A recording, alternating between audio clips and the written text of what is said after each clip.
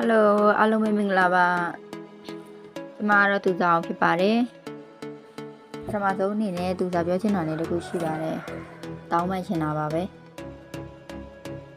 ဒီဗီဒီယိုမှာတော့သူစားဆက်တင်တာနည်းနည်းလေးလောလာတော့စာလေးကြက်ခဲ့ပါတယ်အဲ့စာလေးကိုပြန်တင်ပေးရပါတယ်ပထမဆုံးပြန်ပြီးတော့လိုက်ဆိုကြမယ်နော်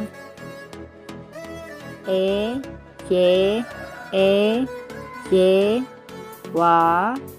ဝေဝီတရဆက်တလုံးရှိတဲ့နေရာမှာသူစားတလုံးကြံခဲ့ပါတယ်စာလေးနည်းနည်းလေးလောရလို့ပါစာသားတင်ရှင်တာကြောင့်မလို့ပါ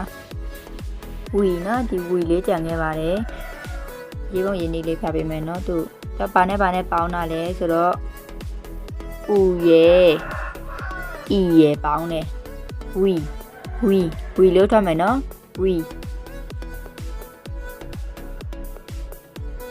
ပြန်လိုက်ဆိုပါဦးရေ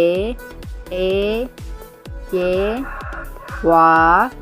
ဝေ